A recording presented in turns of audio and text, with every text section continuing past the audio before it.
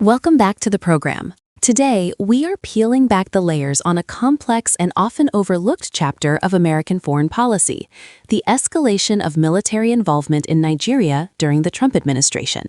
While much of the public's attention was fixed on domestic headlines, a significant shift was occurring in the Sahel and Lake Chad basin. The administration designated parts of Nigeria as areas of active hostilities, a move that fundamentally changed the rules of engagement. This wasn't just about troop presence, it was about the expansion of kinetic operations and the use of air power to combat the rising threats of Boko Haram and ISIS West Africa. As we dive in, we'll examine how these decisions reshaped West African security and what they meant for the civilians caught in the crossfire. To understand the surge in strikes, we have to look at the policy changes enacted in 2017. The Trump administration moved away from the Obama-era presidential policy guidance, which required near certainty that non-combatants would not be harmed. The new principles and procedures gave military commanders on the ground more autonomy to approve strikes without high-level White House oversight. In Nigeria, this meant a more aggressive posture.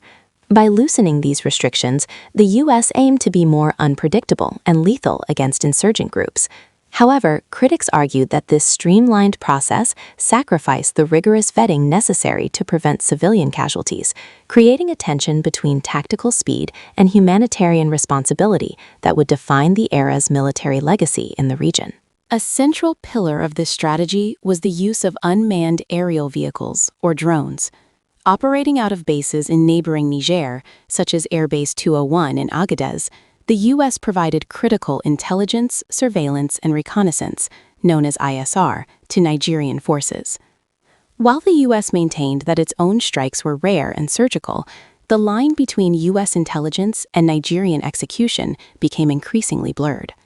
In 2017, a tragic incident at a displaced persons camp in Ran resulted in over 100 civilian deaths from a Nigerian airstrike.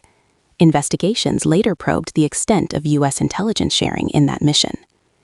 This era saw a massive investment in over-the-horizon capabilities, where technology was used to bridge the gap between American interests and the difficult terrain of northern Nigeria. Perhaps the most tangible legacy of the Trump administration's military policy toward Nigeria was the sale of 12 A-29 Super Tucano aircraft. This $593 million deal had been previously stalled due to human rights concerns, but the Trump administration moved forward with it in 2017. These propeller-driven light attack planes were designed specifically for counterinsurgency and close air support. Proponents argued they were the perfect tool for the Nigerian Air Force to take the fight to Boko Haram. However, the sale remained a lightning rod for controversy.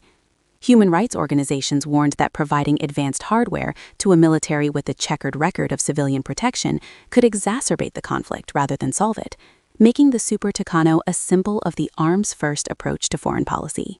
As the frequency of airstrikes increased, so did the reports of civilian casualties. Organizations like Amnesty International and Human Rights Watch began documenting a rise in collateral damage that they attributed to the more permissive targeting rules. In many cases, the remote nature of these strikes made independent verification incredibly difficult.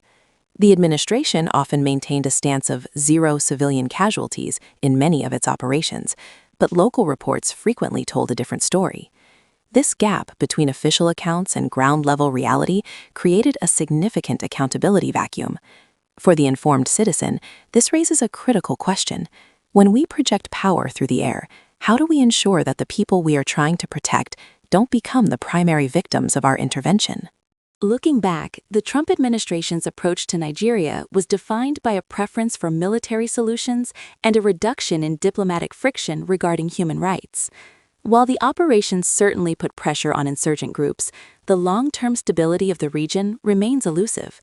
Today, the Super Tucanos are in the air, and the policy shifts of 2017 continue to influence how the U.S. interacts with African partners.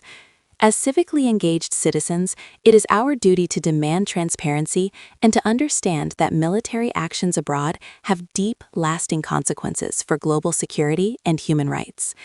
Thank you for joining me for this deep dive into a pivotal moment in our recent history. I'm your host, and this is The State of Our World. Stay informed, stay engaged.